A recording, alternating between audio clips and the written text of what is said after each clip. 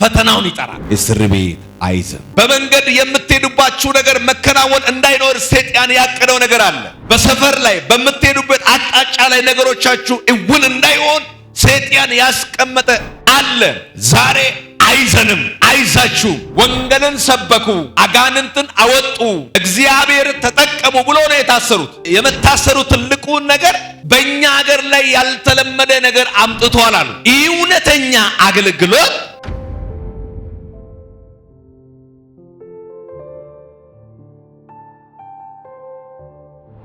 የሐዋርያ ሥራ ምዕራፍ 16 ቁጥር 25 ላይ ያለ ቃል አብረን እናያለን። ለዚህ በሚል ሐሳብ አገለግላለሁ። እስር ቤት አይዝም። እስር ቤታችሁ አይዝም።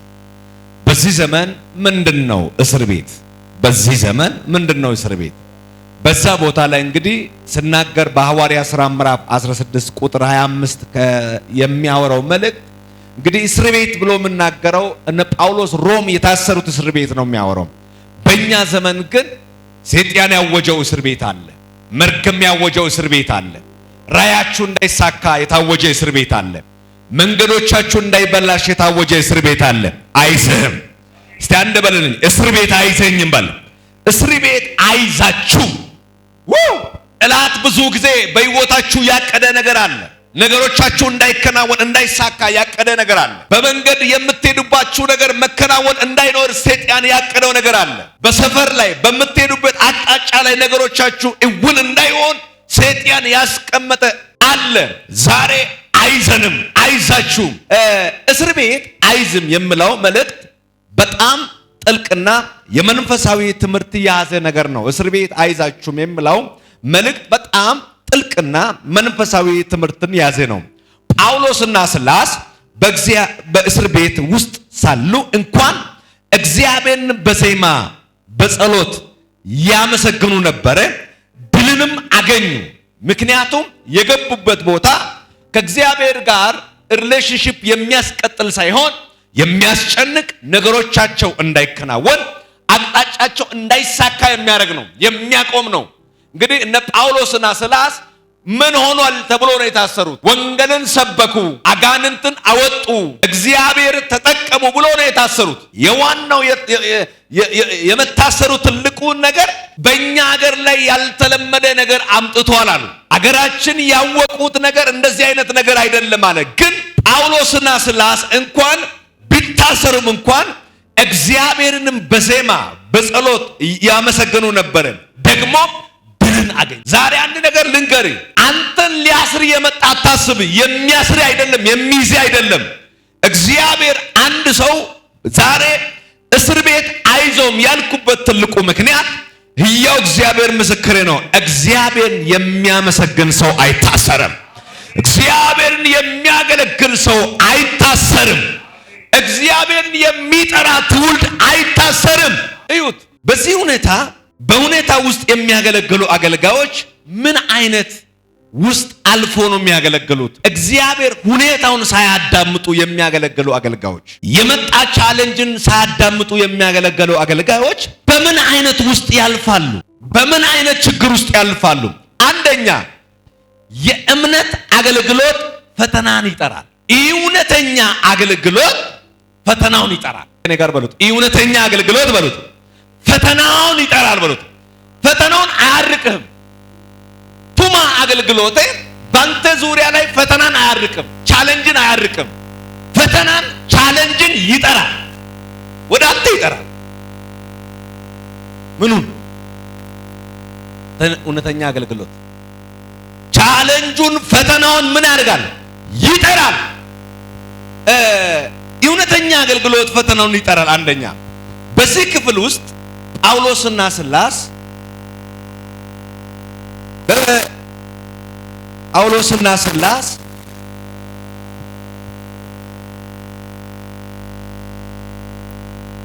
አስቡት። በዚህ ቦታ ላይ ጳውሎስና ሲላስ እግዚአብሔርን በማገልገል ወይ የእግዚአብሔር ስም በመጥራት እግዚአብሔርንም በማክበር እግዚአብሔርን ወደ ውስጣቸው በመጋበዝ እንዲታሰሩ አደረጉ። የእውነተኛ አገልግሎት ፈተናውን የሚጠራ ነው። በዚህ ክፍል ጳውሎስና ሲላስ በፊልጵስዩስ ከተማ ላይ ወንጌል ሲሰብኩ በሕዝብ ፊት ላይ ተከሰሱ፣ ተደበደቡ። ወንጌል ሰበኩና በሕዝብ ፊት ምን ሆኑት ይላል? ተከሰሱ፣ ተደበደቡ፣ እስር ቤትም ላይ ተጣሉ። ወንጌል ሰበኩ። የሚያወሩት ወንጌል ሰበኩ። በዛ ከተማ ላይ ክርስቶስን የሚያውቁ ሰዎች የሚበዛበት ከተማ አይደለም። ያውላችሁ እውነተኛ አገልግሎት ፈተናን ይጠራል። ፈተናን አያርቅም። አንዳንድ ሰዎች የሚጸልዩ ሰዎች ከኔ ዙሪያ ፈተና ይራቅ ብሎ ይጸልያሉ። አይደለም። እውነተኛ አገልግሎት፣ እውነተኛ ጸጋ ሲኖር ፈተናውን ይጠራል፣ ወደ አንተ ይጠራል፣ ወደ አገልግሎት ይጠራል። እግዚአብሔር ሆይ ጸለይኩኝ ዛሬ ከኔ ፈተና ይወገድ ስላለ አይወገድም። እውነተኛ አገልግሎት ፈተናውን ነው የሚጠራው። እዩት፣ እስር ቤት ላይ ተጣሩ። እግራቸውም በግድግዳ ታስሮ በጨለማ እስር ቤት ውስጥ ላይ መሆኑን ተስፋ አላስቆረጣቸው። እነ ጳውሎስ የተጣሉበት ቦታ እስር ቤት እግራቸው በግድግዳ ታስሯል። የተጣሉት ጨለማ ቤት ነበረ። ነገር ግን ተስፋቸውን አልቆረጡም። ያውቃሉ። አሜን። እስር ቤት እንደማይዝ ያውቃሉ። እመን ወዳጄ፣ አንዳንድ ጊዜ ነገሪ፣ ህልም፣ ራይ በጨለማ ውስጥ እንኳን ቢኖርም በፈተና ውስጥ እንኳን ቢኖርም ያውልህ ተስፋ አትቁረጥ። እስር ቤት አይዝህም። በልልኝ አንድ በእናትህ እስር ቤት አይዝህም በል። ጳውሎስ እግራቸው በግድግዳ ታስሮ በጨለማ እስር ቤት ውስጥ ሆኖም ተስፋ አልቆረጡም። ይልቅስ በእኩለ ሌሊት ይጸልዩ፣ እግዚአብሔርን በዜማ ያመሰግኑ ነበረ። ምክንያታቸው ምንድነው ሲባል እስር ቤት እንደማይዝ ያውቃሉ። ማሻዲያ ላባሳቦነ እኔ አንድ ነገር እናገራቸዋለሁ። ያሉት እግር ታስሯል፣ እጆቻቸው ታስሯል፣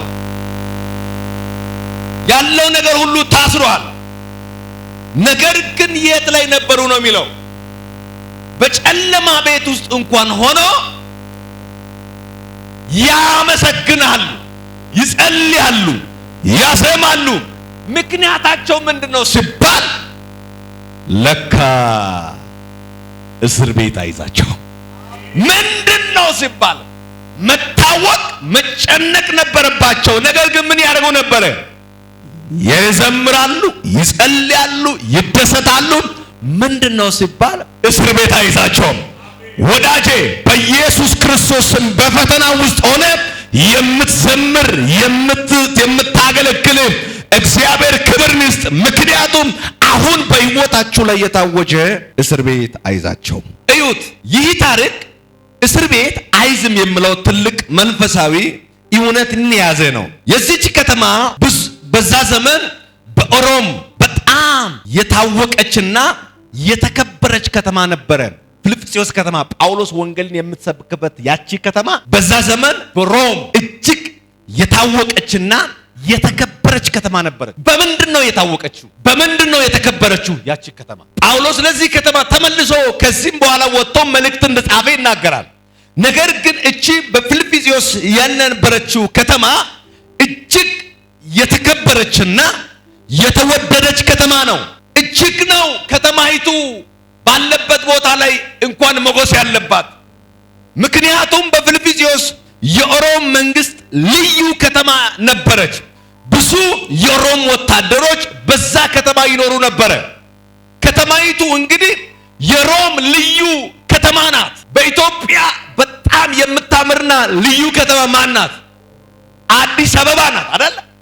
በዛ ዘመንም እጅግ የተዋበች ጠንካራ የምታምር የሮም መንግስትም ጭምር ልዩ ትኩረትን የምትሰጥበት ከተማ ናት። ጳውሎስ ወንጌል ሊሰብክ የሄደባት ከተማ። ከተማይቱ ላይ እጅግ ልዩነት የሚያደርግ ነገር ነበረ።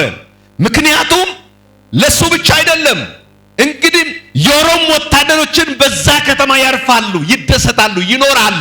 የሮም ወታደሮችም ጭምር ማለት ነው። ህዝብንም የሮም ባህልና ህግንም በጣም ይጠብቁ ነበረ። እዛ ከተማ ላይ የሚኖሩት ህዝብም የሮም ባህልና ህጋቸው በደንብ የሚጠብቁት ከተማ ነበረ። እንግዲህ ሰዎች ሁሉ የሮም መንግስት የሮም ሕግና የሮማውያን ባህር የሚከተሉ ሕዝብ እንደሆነ ይናገራል። ስለዚህ አዲስን ሃይማኖት ወንጌልን በቀላል ሊቀበሉ አልቻሉም። ጳውሎስ ሰብክ የከተማ ሰዎች ሁለት ነገር አላቸው። አንደኛ የዛች ከተማ ምኑን ይከተላሉ? ባህልን ይከተላሉ።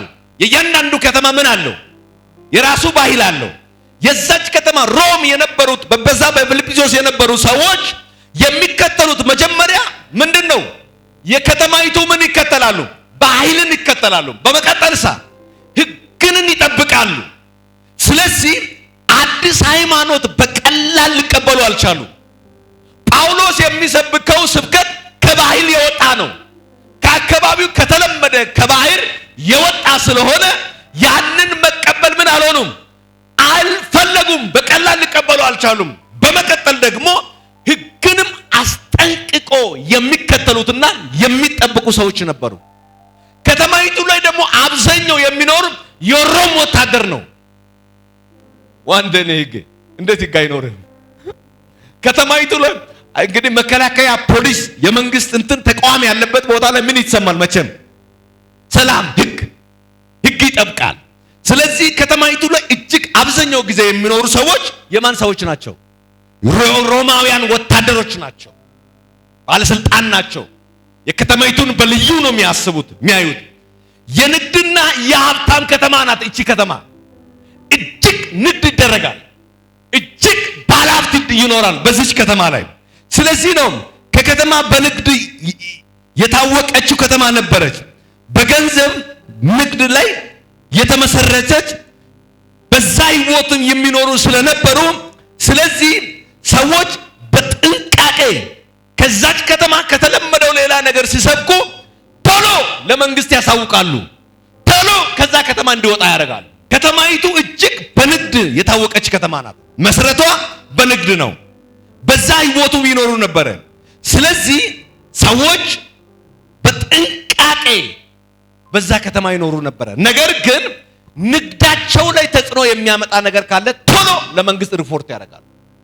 ቶሎ ከዛ አካባቢ ላይ የታየው ገቢያ ቦለ ያባሳ ቦላ ቶሎ ነው የሚመጡት። የከተማው ገቢ ምንድነው ሲባል እንዲሁ ያቺ ከተማ እግዚአብሔርን በማወቅ አይደለም፣ ወንጌልን በመስማት አይደለም የተባረከችው። ጳውሎስ የመጣው የከተማውን ገቢን ሊያቆም ነው። እነሱ ደግሞ ገቢ እንዲቆም አይፈልጉም። ስለዚህ ፈጣን እርምጃን ይወስዳሉ። አንድ ትንቢት አለኝ። ባንተ ውስጥ ያለው ነገር ፈጣን እርምጃ ለመውሰድ የሚፈጥን ካለ እስር ቤት አይዘው። አሜን። ስታንዳ እስር ቤት አይዘን በሉት። በዛ ከተማ ብዙ ሰዎች ጣዖትን የሚያመልኩ ነበረ። ጣዖትን የሚያመልኩ ሰዎች ነበሩ። በመናፍስት አስማት፣ ሐሰተኛ መንፈሳዊ ልምምድን የሚያመልኩ ሰዎች አሉ። አንደኛ ከተማይቱ የታወቀችው በገንዘብ ናት፣ በስልጣን ናት። በመቀጠል ደግሞ ጣዖትን በማምለክ ነው። የተለያየ መናፍስት ያለባት ከተማ ናት። አስማት፣ ሐሰተኛ መንፈሳዊ ልምምድ፣ የተለያየ ነገር በዛ ከተማ ይኖሩ ነበረ። ስለዚህ ነው መናፍስትን ያደረባት ባሪያ ሴት በዛ ከተማ በጥንቆላ ገቢ የምታመጣው። ከተማይቱ የታወቀችው በምንድን ነው? ገቢ የሚመጣው በምንድን ነው? በጥንቆላ ነው፣ በአስማት ነው፣ በመናፍስት አሰራር ነው። በመንፈስ አሰራር አይደለም፣ በመናፍስት አሰራር ነው። ዛሬ በኢየሱስ ስም በእኛ ከተማን ይሄ አሰራር ይቆማል፣ በዓለም ምድር ይቆማል። ምክንያቱም ከተማይቱ በመናፍስት አሰራር፣ በአስማት፣ በሐሰተኛ ልምምድ ከተማይቱን ምን አድርጓል? ባለጠጋ አድርጓል። በዛ ከተማ ላይ እንግዲህ ከተማይቱ ምን እንደሆነች ነው? የንግድ ከተማና ባለ ሀብት ባለጠጋ የምትኖር ከተማ እንደሆነች ይታወቃል። ነገር ግን የከተማይቱ ገቢ መናፍስት አሰራር አለ፣ አስማታዊ አሰራር አለ፣ ሐሰተኛ ልምምድ አላቸው በከተማ ላይ። ስለዚህ ነው ባሪያይቱ ሴት በጥንቆላ ከተማይቱ ላይ ምን እያመጣች የነበረችው? ገቢ ምንጭ እያመጣች የነበረችው። ለዚህ ነው ቁጥር 25ን ቁጥር ከታች እናንተ ከ16 ጀምራችሁ ማየት ትችላላችሁ። ጳውሎስና ሲላስ ወደ ከተማ ሲገባ አንዲት ሴት ምን እየሆነች ይላል? እየሟረተች የቆየች ሴት እየተከተለች እነ ጳውሎስና ሲላስ እነዚህ ልዑል የአምላክ ባሪያዎች ናቸውና እነሱን ስሙት እያለ የምትከተለው ምኗ ስለተጨነቀች? መንፈሷ ስለተጨነቀች። እኔ አንድ መልእክት አለኝ። በኢየሱስም በኔ ዘመን የሆነ መንፈስ ይጨነቃል። እስቲ አንድ ሰው በኔ ዘመን በሉት ባካችሁ፣ የሆነ መንፈስ ይጨነቃል በሉት። ያውልህ አይዞም። መንፈስ ስለተጨነቀ አንተን እስር ቤት ለማስገባት የሚፈልጉ ይስሙ። አይዙ አሜን። እስቲ አንድ በለኝ፣ እስር ቤት አይዘኝም በል። አይዘኝም። ስለዚህ ነው ያቺ ሴት ገቢን የምታስገባ የገንዘብ ምንጭ መናፍስት አሰራር ስለነበረች ለጌታዎቹ ብዙ ገንዘብ ታስገኝ ነበረ። ለማን? ለጌታዎቹ ታስገኝ ነበረ። እሷ ላይ ሟርት ሰርቶ ባለጠጋ እንዲሆኑ ለብዙ ጌታዎች ምን ታመጣ ነበረ? ገንዘብን ታመጣ ነበረ። በሟርት በጥንቆላ በአስማት ባለው ነገር ምን ታደርግ ነበረ ይላል? ገንዘቡን ታስገኝ ነበረ። ጳውሎስንም በኢየሱስ ስም መንፈሱ እንዲወጣ አዘዘው። የከተማው ምንጩን ምን እንደሆነ ይናገራል? እንዲዘጋ እንደቆመ ይናገራል። ስለዚህ አሁን ባለጠጋዎች ሁሉ በማን ላይ ዞሩ? ፖለቲከኞች ሁሉ በማን ላይ ዞሩ? ገንዘብ ያዙ ሰዎች ሁሉ በማን ላይ ዞሩ? ባለጠጋ ሰዎች ሁሉ በማን ላይ ዞሩ? በጳውሎስ ላይ ዞሩ። መልእክት አለኝ። እውነት እስር ቤት አይዘኝም። እኔ ገቢ ይቁም እንጂ እስር ቤት አይዘኝም። ትንቢት አለኝ በዚህ ማለዳ በኢየሱስ ክርስቶስ ስም ባንተ ምክንያት የሆነ ገቢ ይቆማል። ወንጌል ይሰበካል። ያውልህ ወንጌል የጥንቆላ የአስማት የማይሆን መንፈስ የሐሰተኛ መንፈስ የምታስቆም ነው እንጂ ሐሰት ጋር እንድትባበር የሚያደርግ አይደለም። እስቲ አንድ በልልኝ እባክህ፣ በኔ ውስጥ የገባ መንፈስ በል ሐሰተኞች ጋር እንድትባበር አያደርግም በል። ጠንቋዮች ጋር፣ አስማተኞች ጋር፣ ሞራ ገላጮች ጋር እንድትስማማ አያደርገኝም። ሃሌሉያ! በኔ ውስጥ ያለው መንፈስ እንድትተባበር አያደርግህም። ባንቺ ውስጥ ያለው መንፈስ እንድትተባበር አያደርግህም። በእናንተ ውስጥ ያለው መንፈስ እንድትተባበር አያደርግህም። ዋው ዋው! ምናቸው ቆመ ይላል። የገቢ ምንጫቸው ተቋረጠ፣ ቆመ። ስለዚህ ሁሉም ሰው ትኩረት ማን ላይ ያደረገው? ሁሉም ሰው ትኩረት በማን ላይ ያደረገው? ጳውሎስ ላይ ያደረገው። እውነተኛ አገልጋዮች ላይ ነው። ቅድም አንደኛ ምን ብያለሁ? እውነተኛ አገልጋይ ፈተናውን ምን ያደርጋል? እውነተኛ አገልግሎት ፈተናውን ይጠራል፣ አያርቅም። አንቺ እውነተኛ አገልጋይ ስትሆኚ ፈተናን ይጠራል። እውነተኛ ክርስቲያን እውነተኛ የሚመና ስትሆን ፈተናን ትጠራል፣ አይርቅም፣ ትጠራል፣ ትጋብዛለህ። አሁን ጳውሎስ በዛ ምክንያት ምን ሆነ ይላል? እንግልት ደረሰ። ሁለተኛ እስር ቤት ሰውነት እንጂ መንፈስን አያስርም። እስር ቤት ሰውነት እንጂ መንፈስን አያስርህም። ማላባስ ኮሪያ ባላ አንተ እስር ቤት ሰውነት እንጂ ስጋ እንጂ ውስጥ ላይ የሚቀጣጠለው መንፈስን ማሰር አይችልም። አንተ ልተነብይ እባክህ። እስር ቤት አይዝም ያልኩበት ምክንያት ምንድነው? እስር ቤት ሰውነት እንጂ መንፈስን አይሰርህም። መንፈስን አይዛችሁ። እስቲ አንድ በለኝ፣ እስር ቤት በል ሰውነት እንጂ መንፈስን አያስርም በል። መንፈሳችሁን አያስርህም። ስለዚህ አትያዝም ያልኩበት ለዚህ ነው። እስር ቤት አይዘኝ። እስር ቤታችሁ የመከራ እስር ቤት፣ የሰይጣን እስር ቤት፣ መንገድን የሚያስጨንቅ ያልኩበት ትልቁ ምክንያት ምንድነው? መንፈሱ ስለማይሰር አይታሰርም። ስለዚህ እስር ቤት ሰውነት እንጂ መንፈስን አያስርም። የእግዚአብሔር ሥራ በመከራ አይቆምም። ጳውሎስ